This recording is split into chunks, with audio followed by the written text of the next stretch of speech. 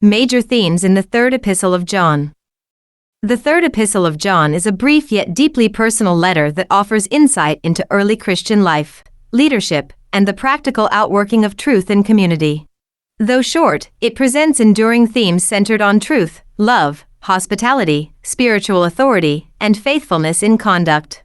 These themes are woven together in a way that reflects the Apostle John's pastoral concern for both individuals and the broader fellowship of believers. A central theme in the letter is the inseparable relationship between truth and the believer's daily walk.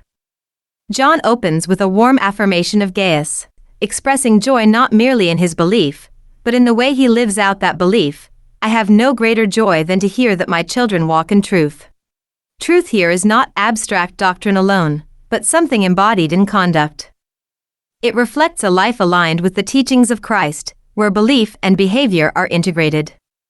This emphasis reminds readers that genuine faith is visible and active, shaping character, relationships, and decisions. Closely connected to truth is the theme of love expressed through hospitality and support for fellow believers. Gaius is commended for his faithful care of traveling brethren and strangers. Beloved, you do faithfully whatever you do for the brethren and for strangers. In the early church, such hospitality was essential for the spread of the gospel, as itinerant teachers depended on the generosity of local believers. John highlights that supporting these workers makes one a fellow worker for the truth, indicating that participation in God's mission extends beyond preaching to include acts of service and generosity. Love, in this sense, is not sentiment but action grounded in truth.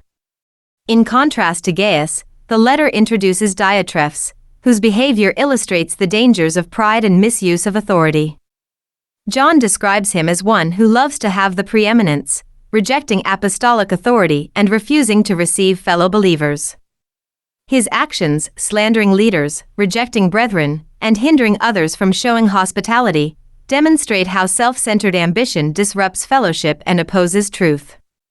This contrast underscores a critical theme. Spiritual leadership must be marked by humility and submission to truth, not by a desire for control or recognition.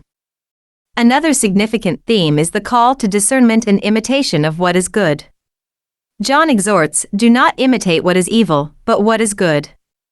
This simple yet profound instruction acknowledges that believers are shaped by the examples they follow. The mention of Demetrius, who has a good testimony from all, and from the truth itself, provides a positive model to emulate. The letter thus encourages careful evaluation of influences within the community, urging believers to align themselves with those whose lives reflect truth and integrity. Underlying all these themes is a strong sense of relational faith. The letter is deeply personal, filled with affection, commendation, concern, and hope for face-to-face fellowship. I hope to see you shortly, and we shall speak face-to-face. This highlights that Christianity is not merely doctrinal but relational, lived out in community, strengthened through encouragement, accountability, and shared commitment to truth.